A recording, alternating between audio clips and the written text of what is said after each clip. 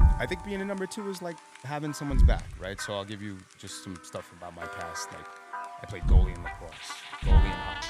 You know what I mean? So you could take some risks. Like I got your back. I did pretty well in those positions. If the client comes to me and says, hey, I want to do this, unless I don't want to do it that way, like I think it'll fail, I'm like, all right, cool, let's build on that. Welcome back to another episode of Intrepidus Podcast with your hosts, Dan and Anthony. Today's special guest is Vinny DeGennaro from One Brick at a Time. Welcome to the show, Vinny. Thank you for having me. Thanks for coming. Tell us a little bit about One Brick at a Time. Could mean a lot of things, but I'll let you explain. Yeah, so it's multifaceted, like you said. For myself, it's rooted in patience and forgiveness. And then for other people, it could be for building. And it's that for me as well. But it's really about just taking your time and you'll get there eventually. So explain what it really is and what your goal with One Brick at a Time is. So if the audience saw your logo, what would they identify you and your space as?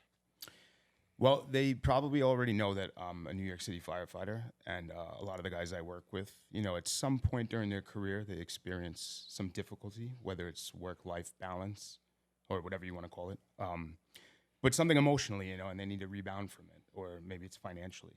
And it's just really a message like, you know, you're going to get there. You're not alone, you know. So most recently, I've been accepted into a peer counseling program. So, you know, with all the things I've done in my life, I have a lot of experiences, but I want to also give back. So you're basically going to be coaching and speaking on platforms and to people about how they can take their everyday trials and create one brick at a time to move themselves forward? Yeah, exactly. Got it. So I have a book coming out called Failing Your Way Uphill. It talks about using life failures as stepping stones for success. And it's almost like when you make a snowball and pushing a boulder up a mountain. Mm-hmm. And the higher you go, the heavier it gets. Yeah. You know, but it's the only way there. It's true. Especially like, you know, if you get a family, now that sense of responsibility heightens, you know. And I think a lot of young men, they really need responsibility. And I think once they get a taste of it, they start to fall in love with it. So you've been a fireman for 18 years. You're married. How old are your kids? 7 and 3. 7 and 3.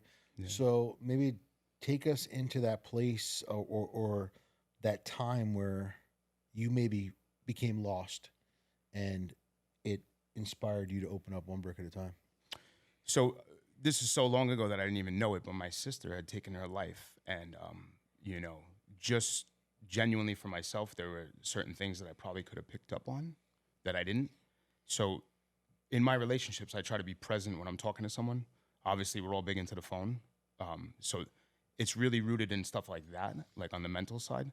As far as me, like business and all that, you know, I was doing some contracting and I got burnt by another subcontractor, so to speak. And it just kind of led me to lean back into myself. And I think that I'm just trying to show people, especially young men, that if you lean into yourself, your uniqueness, you're going to arrive where you want.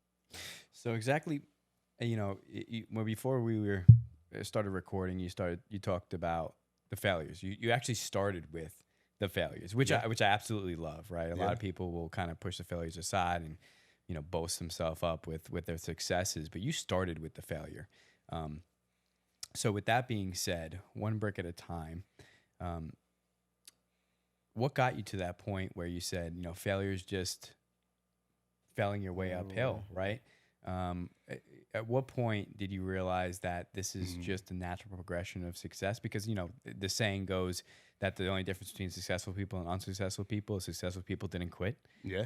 And you're currently not quitting. You know, still a full-time firefighter. God knows how many hours a week. And, you know, thank you for your service. Thank you. You know, at what point did you say, this is just a failure and this doesn't define me? I'm going to be successful.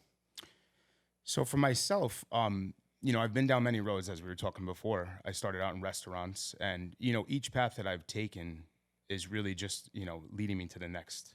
So kind of like all these paths coming into one. So a lot of people ask me, like, you know, what do you want to do? You want to go back into food? You want to do construction?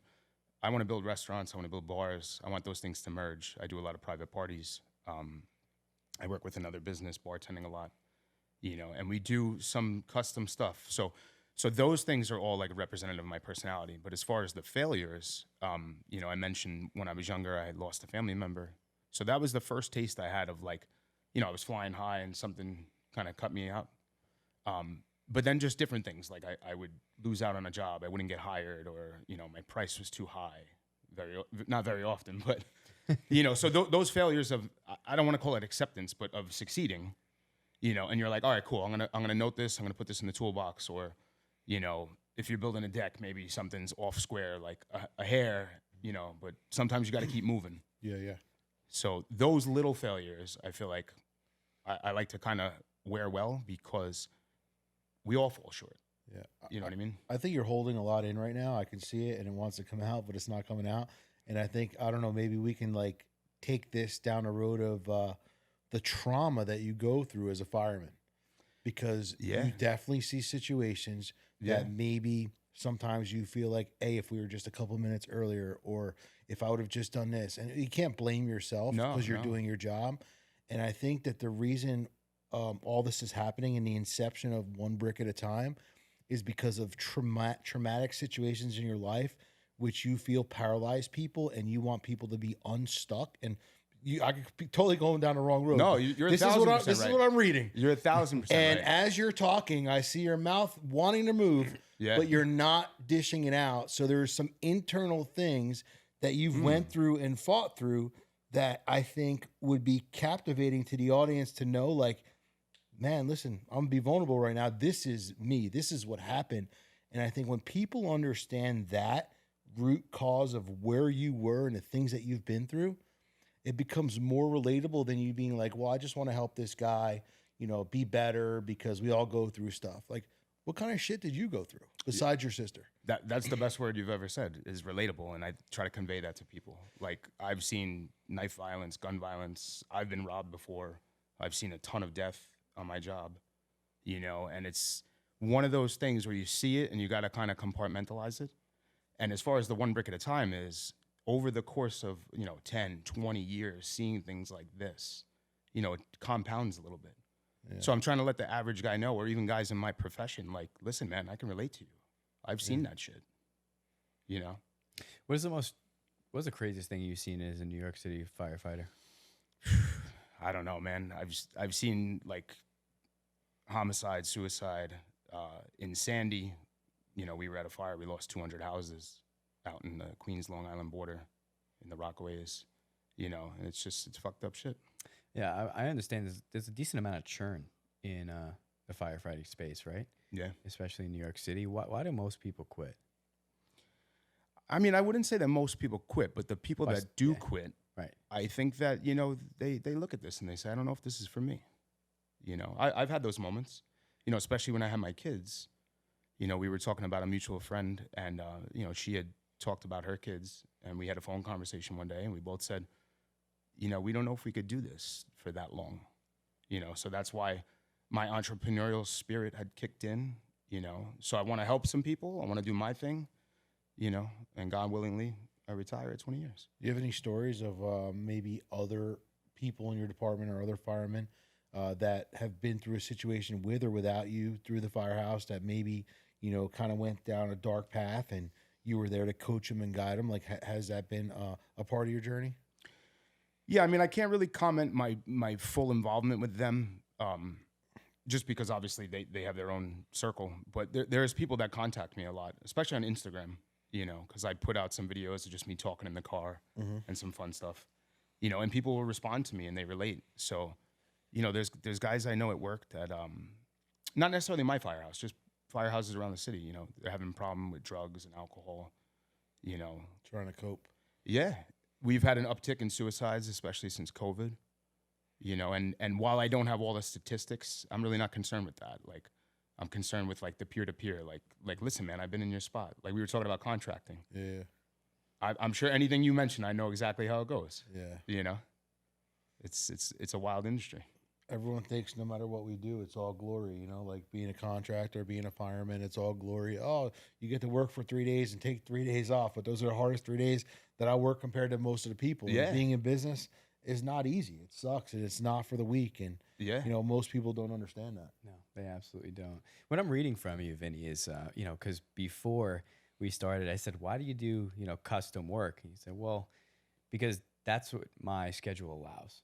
And that's not what most people say. And you might read that at surface value and say, well, maybe he's not giving enough time or dedicating enough time to this. But, you know, after hearing what he's saying now about talking about his peers and people reach out to him and, you know, one brick at a time, what's really gleaming is the fact that Vinny just likes to help fucking people, right?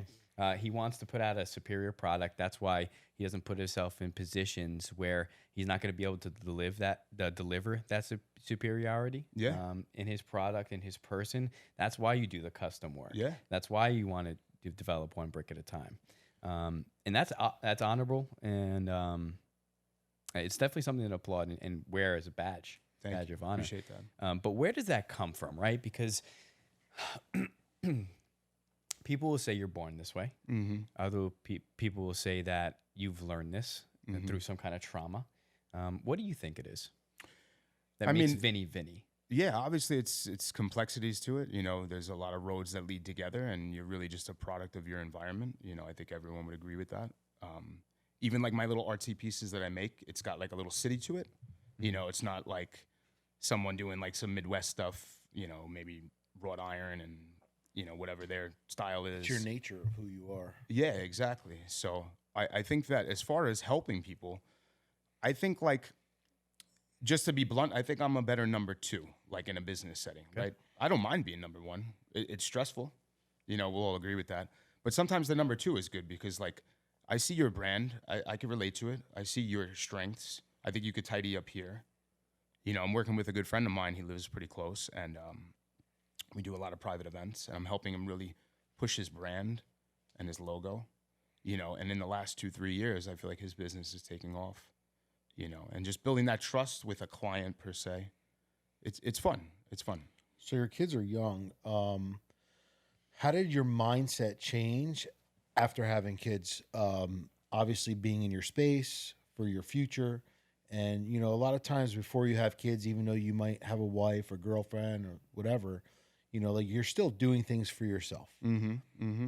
How did your mindset change and everything that you do change now that you have kids? Like where did you see the transition and what part has that played in your life? That's a great question. I'll try to break it down. So I'm pretty close with my father and my brother-in-law and my brother, and I've seen how they've lived. And knowing the things that they've given to me, I try to take that forward. So to relate it right into the question, for the contracting, right? At first I was doing that to make money. I was like, all right, I can make 1,000 this week. I could do this, I could do that. Then it became, well, if I own a house one day, I want to know as much as I can, right? And then it translated into, all right, I know all these different things. What's going to make me a lot of money, right? And then it became, all right, I want to be more present with the family, be home for the kids. Like my favorite thing to do is drop my kids off in the morning at school. Like I love that more than anything. I'll work at night and race home to drop them off. Like I just love it. So then it kind of became like, all right, I'm going to take this carpentry and this contracting and the cooking and the bartending, and it's just going to be an extension of me. And I'm going to work with the people that I want to work with. So I'm really just creating an environment I want to be in, if you know what I mean. I feel what you're saying. But I think like the work you did before and the performance you did before was maybe geared towards, like you said, you want to make more money. But now, like having kids, I think it changed your purpose. Yes. Right? 100%. So a lot of times, you know, we're gratified by money and results. But now when you have kids, like you're almost wanting to set an example. So there's something deep down. And I think, you know, you're very reserved. I'm going to tell you that much. And you're a hard shell to crack because you have a lot of internal stuff that isn't coming out. Maybe because, and I could tell, like just because of talking to you, and you have a good heart, you're a good person, you have a good soul, and you want to bring to people and help people. Mm-hmm. But there's a lot inside of you for why you do what you do, your purpose, and what your ultimate goal is. And I think that not only you're doing good now, but I think when you actually define that, you're going to excel so much faster because it's like almost having a car that you rebuild the motor and you can't figure out the exact fuel that you need for it to optimize. And once you figure out that equation and that fuel and that science behind why you're doing what you're doing, and it all comes together and you actually do some deep down thinking, I think you're going to explode. Wow. Are you the hype man? No, I'm just telling you because I see it. Listen, we talk to a lot of people. A lot. And a lot of people are full of shit. Yeah. A lot of people are real as shit. Oh, I know that. And a lot of people have hidden gems. Mm-hmm. And you're purpose driven, but I truly believe that you have a gift and you have a purpose and you have a cause and you're pursuing it, but you just have not identified 100% reason of your purpose. So once that becomes a line, it's like you're here and you take this, bro, you're just going to. Right. You're getting off the service road. You're getting on the highway. Yeah. You know what I'm saying? Your GPS is going to re-gear you right to your destination. You're there, bro. You're there. Yeah. I could hear it. I could see it. I can feel it. And I understand it. And I just feel like there's something inside of you that drives you that you keep to yourself and your audience and whoever you're trying to coach and in your story and in your platforms and in these different places where you're speaking. Like, this is what they need to know. Yeah. They need to know why you do what you do and how it fuels you and how it's changed your life. Yeah. And once you figure that out, dude, it's going to explode. Yeah. I think that you know, he said something that we had never ever had anybody on the pod say before. He's like, I am a great number 2. Never heard that. Most people, well, I've heard it before, right? But never heard it on this pod because most people that come on the podcast Are the number 1. Are self-promoters, the entrepreneurial. They just want to, you know, they're putting themselves out there. But everyone fails to realize that you need a good number 2. If you don't have a good number 2, you don't have a successful business, period. I don't care who you argue with. I know I have now 2 number 2s, a left and a right hand. And I went with a right hand, and I wouldn't have been able to build the business if I didn't have this guy. I know that with absolute certainty. John, that's you. Ryan, that's you, right? These guys are paramount to the success that I've had and will continue to have. Yeah. And there's absolutely nothing wrong with saying, you know, I'm a fucking behind the scenes guy. I'm the guy that makes this shit happen behind the scenes. I don't need to be the fucking face. And Vinny's being that person right now. So I think that's honestly real admirable. I really do. I always say, like, I don't need to be on camera. I'll definitely do it. Yeah. You know, but I don't need to be. Yeah, it's clear. You know, it's like, you know, like Dan said, he said, you know, you are reserved. You have a lot to say. You just don't want to say it or fear to say it or whatever the case may be. And that's okay. You know, and I think that's important. Maybe we could talk about being a number 2, what that means to you. I think being a number 2 is like having someone's back, right? So I'll give you just some stuff about my past. Like, I played goalie in lacrosse, goalie in hockey. You know what I mean? So you could take some risks. Like, I got your back. You know what I mean? And I did pretty well in those positions. Obviously, I was like, you know, a leader of the team in that role and a captain, you know, and that's many years ago. But that's kind of the same approach I take to everything. You know what I mean? Like, if the client comes to me and says, hey, I want to do this, unless I don't want to do it that way, like I think it'll fail, I'm like, all right, cool, let's build on that. You know what I mean? Like, I think I can help you get there. Or let's tweak this, you know? Like, I put my stove in my island, and people are like, why would you do that? Now I see people starting to do that. And it's like, if you want to entertain and have that interaction, right? And that's what a lot of this comes down to, is interaction. Because you're in your phone, you're over here, you're hustling, you're grinding. When you interact, you want to interact. Like, you don't want to be cooking facing the wall. Or I was bartending on Saturday. They're like, yeah, we have a bar over here. I'm like, it's a counter. It's not a bar. You know, I'm not going to face the wall and make you drinks. That's stupid. You know? You need to come up with some like YouTube shorts or some short videos about how to interact, why to interact, and why it's important, and how to be present. And I think that'll be powerful for you, because that to me is like, you're a part of what you're trying to do is like, hey, be present, you know, be there. And the reason why I do what I'm doing is so I can be there and I can be present and in the moment.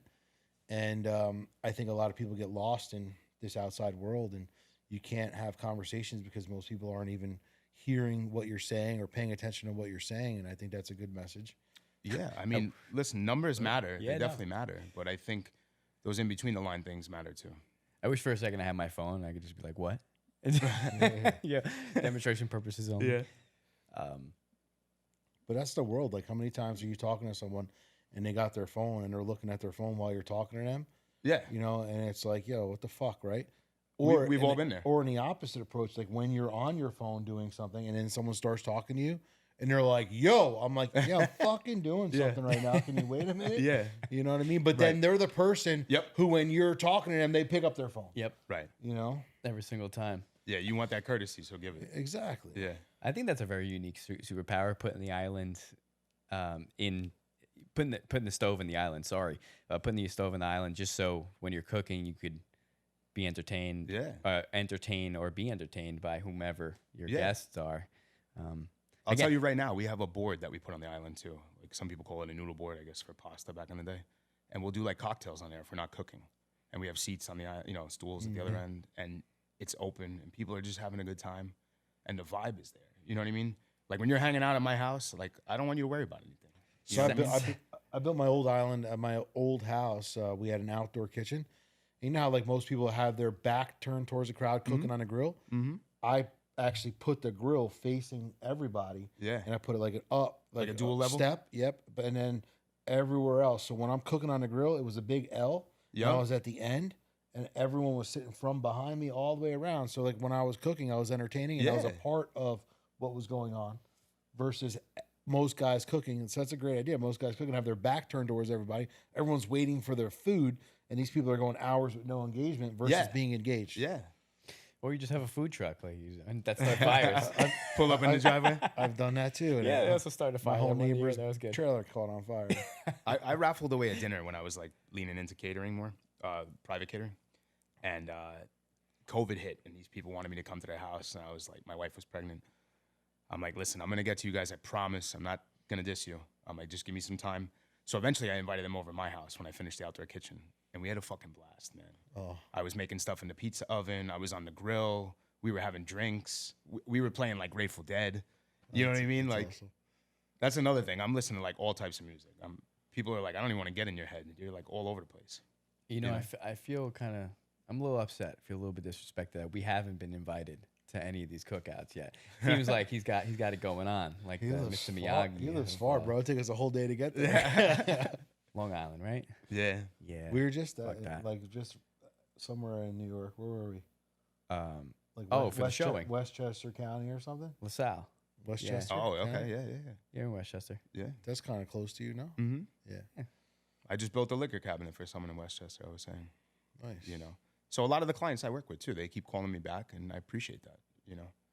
Because they give me an idea, and they're like, hey, how do I do that? You know, and I'm You seem "Oh, like what a about pretty this?" easy guy to get along with. You know? Very much so. Yeah. I mean, look, I obviously, like I said, numbers are important, but, you know, I try to deliver on the other things, and I feel like the numbers will come.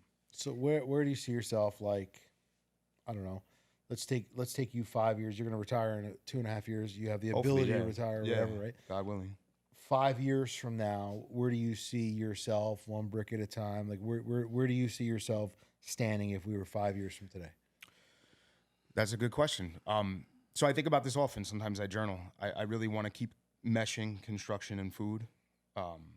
You know, hopefully I'll be doing custom work with clients. But if it doesn't lean that way and it's more towards one brick at a time, like helping young men or just young people in general, you know, I'll lean into that as well.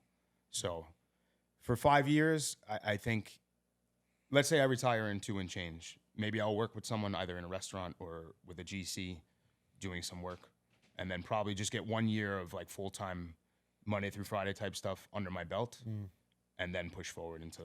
You know, Dan's going to tell you, get rid of the word maybe. And I'm going to tell you, hope is not a course of action. Okay. Those two things are very important. Maybe, hope, and try. We don't Out. use those Those don't words. exist. Out. Well, I normally say I'm gonna do this, but You know what I think might be You a know. good idea while you're talking? Maybe doing like Maybe? I'm trying to think of I'm trying to think of the word. Possibly doing like for the firehouse, almost like a mentorship program at the firehouse for kids in the city or whatever, to just kind of like come hang out a little bit, see you guys, and you kind of like speak to them about their goals, their future, their possibilities, you know, and them seeing, you know, the stuff that you guys go through. Because I think a lot of times when kids are young and they go through trauma, divorce is big, and, you know, different stuff, and suicide and drugs and all that, like you guys go through some bad shit too, and you see it all. yeah. So I think maybe the events that can happen possibly through your network and the firehouse, and it could be all, you know, nonprofit, but I think it will bring you to larger places, is doing like talking to the firehouse and doing almost like a community mentorship program, or like community day where you get some of the kids in the neighborhood or some of the kids from around or some of the young adults and just come talk to you guys, open session to talk. You know what I mean? So they have programs like that already in New York do City. So I work at the World Trade Center. We get a lot of visitors from all walks of life. The difficulty with that is, and I like the sentiment, is we have so many visitors and they all think that they're like of a small population that are visiting us. So it's taxing. So I want to join some of those programs, and that's kind of what I was alluding to before, that I want to do some peer counseling. You're talking more specifically about younger kids. Yeah, I would say like 15 to like 25. Yeah. Like someone in that ridge, but it's like a sign up thing. Like, we're going to do this thing. Yeah. 10 people only. And they come, you'll get 5 to show up. Yeah. And they just kind of spend a few hours with you guys, Yeah, talking so- to you guys. Well, who is your target demographic for One Brick at a Time? So one brick at a time, I would say the target demographic is definitely 20 to 40. Maybe 20 it to gets 40. more specific, like 30 to 35, because I feel like that's the very sweet specific. spot Okay. where, you're thinking about having a family or you already have a family. And I think that's kind of the transition of I'm going to work every hour into the ground, and how do I juggle that with my family? What would your advice be to me? I'm 34, no kids, Live it up, man. work Live probably 100 hours a week. Live it up. So I'm probably about 80 with the Firehouse, and then with my own stuff, I'm well over 100. But earlier on in my career, and even before, I was traveling around the world, man. I have friends from Australia that I linked up with. I met through one friend in California. We've hit a bunch of continents together, snowboarding, different things. So live it up, man. Enjoy. Have kids at 50? I wouldn't go that long, but I had my first at 22. yeah, But that's crazy. I think if you want to narrow the demographic down to that and try to help people figure things out, that's great. The way I see it, I almost feel like sometimes it's too late at that point because people then go down the wrong roads. Yeah. So I like the earlier stages of like 20 to 25 because it's like that's when people don't have any idea what No the hell they direction, want to really. do, where they're going, and that's where they go into the wrong paths and go, I wish I would have done this, or I wish I would have had a mentor, or I wish I would have went down this road instead of going down that road. But their peers point them in the wrong direction. You know what I mean? So I've done like different career days where I have friends that are like guidance counselors and stuff, and they're like, "Hey, do you mind coming and talk? We're gonna bring in like 5 people, like an accountant and this and that." And I'm always like the alternative. You know what I mean? I'm not like the white collar guy, and I'm not the blue collar guy. That's like a full time daily schedule. Right. I'm working like 24 hours, and then it's like, what do I do with all this time? So I have things, time I can hone in on myself and do those things where, go speak a little bit. You're more relatable though to younger kids because when you were a kid, you wanted to be a policeman, you wanted to be a fireman, you wanted to be all this stuff. Right. You don't want to be an accountant. You didn't know nothing about that shit, right? Yeah. So you're the cool guy. Of course. You know, And they're bringing their briefcase. I'm bringing my and they all boots got and a jacket. suit on. And you're like, you know what I mean? Yeah. Guys, can I try your hat on? Yeah. You know what I mean? Yeah. You're getting all the attention. Yeah. It's fun. It's fun. You know what? And I think that sits with them well, the young kids. Yes, with everything that you got going on, multiple ideas, family, friend, entertainer, obvious, chef. What does keep you up at night? Oh my God. I'll be thinking about like a song lyric or like a recipe that I was doing. I don't follow a recipe, but like something I was doing and what I did wrong. Like, I've been baking bread for like the last year and a half to like try to learn patience, and like I'll bake something like an hour before I should have, and it'll eat me up. You know what I mean? Or like I did a benefit one night and I forgot to season like one of like 7 dishes, and my buddies like rag on me. You know what I mean? And I love it that they do that because they're trying to keep me on my toes, keep me better. You know. Yeah. But those are the kind of things that keep me up. Like I'm not worried about the future. That stuff doesn't bother me. Imperfection. Yeah, I sit right in there. I love it. So if you could give any advice to someone who's out there watching this and is maybe relatable to you or a younger version of you, what would you do to tell someone to just go out there and live their dream, live their passion, don't hold back? Because it seems like, you try things, you're not scared to try things, you do things, you enjoy life, and, you're very simple, but at the same time, you're very open to different things in your life and what works and what's. So if someone was attracted to you in the way that you're doing things, what kind of advice can you give them in case they were stalling or just didn't want to make that move? Yeah, so when you're stagnant, your mind plays tricks on you. And I think that for young people, they get this sense of they need to achieve something now, or if they're not achieving something now, it's weighing on them. And I think like even with the One Brick Media message, have some patience, keep taking action, but you don't have to go crazy. Rome wasn't built in one day, lay some groundwork. You want to be a GC? All right, go work with the electrician. Go work with the sheetrock guy, you know? Maybe that's not what they want to do, but if they understand their longevity or their purpose, right? So that's why it's a long game. You know, eventually your body is going to start breaking down, and you got to be prepared mentally. Yeah. So I think those failures and failing forward and failing up is key. Try something. You know, don't worry about being embarrassed. That's the Vinny I want to You know hear. what I mean? Like, I'm sitting on camera right now. This is not even my style, you know, but I'm not afraid. And I want to tell other people, you should be doing that too. You know, lean into yourself. You like drawing? Draw once a week. Just keep it in your toolbox. You know what I mean? Draw twice a week. That was a key question. I think that it was. I think the messaging is really important because with, you know, the age of social media and everything that we're seeing, you know, success is almost shoved down people's throats. Exactly. And it's like, what are you doing? You should be, you know, doing a plunge bath at 3 a.m. and then at the gym at 4 a.m. And then you should do meditation for an hour between 5 a.m. and 6 a.m. And then you need to go to work for 18 hours and sleep for 1. It's like, fuck, dude. Yeah. But I talk to my buddies and they're exhausted just talking to me. Yeah, I got winded just saying that shit, right? It's like, but your message is completely different. It's, let's start with this. Let's see what happens. Yeah. Let's take it slow. Yeah. You don't need to finish the marathon in 2 minutes. We could finish it in 2 days. Yeah. And I love that messaging. And I think that you're actually onto something here. It's Turtle like, versus the rabbit syndrome, you know? right. You know, everyone has the same goal. Your approach is just a little bit different. Yeah. You know, now how do you message that to the masses and get people to follow that message with everything going on right now and the haste to succeed? Yeah. I mean, if you look at, you mentioned social media. I don't do metrics. I don't look at I really don't care. However, I have friends that are into that stuff, and I'm not saying that's bad, you know, but I think when you talk about messaging, if you want to be true to your message, you got to kind of turn an eye to the numbers sometimes. And the reason being is because if you see some traction in something that might pull you in a direction you don't want to go deep down inside, you might check it out, you know, but then you got to bring it back a little bit. So, you know, just linking the young people and the timing, you know, have patience. And like I said in the beginning, follow the right social proof. Yeah. You know, forgive yourself a little bit. You asked me about one brick. So I did something in my firehouse. When you walk out of the gym, it says 1 brick at a time. It's spray paint and brick, and the bottom has a couple bricks and some mortar with a trowel and the bag of mortar. You know, and it's like simplistic. Yeah. But when you see it coming out of the gym, it catches you for a second. You know what I mean? Like, yeah, you're not, it's like, because we live in a microwave generation. Like, everyone wants everything yesterday. Yeah. Instant this, instant that, fast, fast, fast, fast, fast. And you're like, listen, you know, we didn't get to this fast-paced world overnight. Yeah. Everything happens. And I was talking on a podcast yesterday about like how technology's changed, how everything's changed, and you know, using the rotary phone, and if you had to dial a 7 and you fucking accidentally went to the 8, You had to start all over. Right? And people don't understand that shit. Yeah. And I was talking about the phone book in this podcast. Remember the phone book when people were short like you, right? You'd have to sit on that bitch. Yeah. But sorry, we don't have one for you today. You know? But at the end of the day, like that, this is the way that we did things, and so many things have changed. Now all the marketing is online. It's on Google. It's on Facebook. It's on here. It's on there.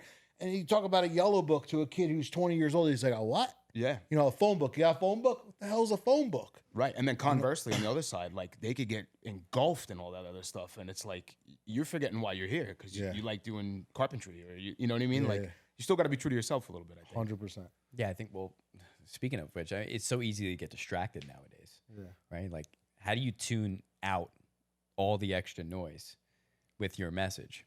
Yeah, it's tough actually sometimes, you know, because like I'll be cooking at home sometimes and I want to snap a picture of something because I want to show people like I'm doing everyday stuff, you know. And if I open my own food spot, hopefully I'm building an audience on the way. And I think that putting the phone down, I have it on silent a lot. You know, like my wife called me the other day like 4 times and she's like, why didn't you pick up the phone? And I was like, shit, my phone's on silent. I'm sorry, you know, because I'm trying my best to compartmentalize that stuff. You know, so it's easy to get distracted. And TV to me is like a big thing too. I don't want TV in my bedroom. I barely even watch TV. Same. If I'm going online, we were talking about YouTube before, I'm going specifically to get something and that's it. Yeah, my funny, speaking of TV, my girl's partially moving in. Don't Dan's face. We got to put you in this year. No, partially. So she took a job in Brick, which is much closer to my house than it is to hers. Sure. she's spending more time over. And One brick at a time. yesterday she was over. Her first day is today, actually, at the new location, and she knows that I don't watch TV during the week. It's a rule. There's no TV does not go on. Period. Unless it's like a presidential debate or something significant, something that really needs to be watched in real time, and even then, it really turns on. But she says to me yesterday, she goes, "Well, I'm gonna come home and watch TV because she's coming over tonight." I said, "No, you're fucking not. No, you're not. There's rules to this house, right?" And like, that's the biggest thing. It's like sticking to your guns. And how exactly do you do that? You just have to do it. How? It's tough, man. It's so tough. I feel like I wake up usually at 5:15 every morning, whether I'm commuting to work or doing the gym or whatever. So I try to have a little block of me time right there. Then the rest of the day, I'm like trying to focus on what I need to do. Obviously, we get distracted. And then when I come home, I'm trying my best to really be present with my family. So, I normally don't bend for a lot of things. I bend for my wife a lot because, obviously she's the mother of my kids and I love her. But I also want her to see that I do have a softer side, and it doesn't need to be like a machine, like all go, go, go. And I think that people that know me, sometimes they think that that's how I am, but I'm really not. Like, I joke around a lot. Guys in the firehouse, I'm saying dumb shit to them. We're cracking up. You know what I mean? So I try not to be too serious, but the distractions, I try to limit, especially TV. Awesome. Well, I think the audience got a pretty good vision and a clear understanding of who you are and where you're going. For anyone who wants to connect with you, where will they find you? So I'm usually on Instagram at One Brick Media, or you could catch me at Vinny D, VIN_E_DEE. On Instagram. On Instagram. And you're only a social media guy, no website, right? Yeah, I got rid of my websites. I wasn't getting that much traction. Even Facebook, I kind of got rid of. I just found people were engaging me on Instagram, and they continue to, and I like it. Awesome. Well, we appreciate you being a guest. Thank you. And we look forward to the episode. It was great information, and you're an absolutely unique individual. Yeah, Certainly. Thank you. Guys, if you're not following us on YouTube, Spotify, Apple Music, go ahead and do so. We appreciate the algorithm. It helps us out a lot. And please subscribe. Talk soon.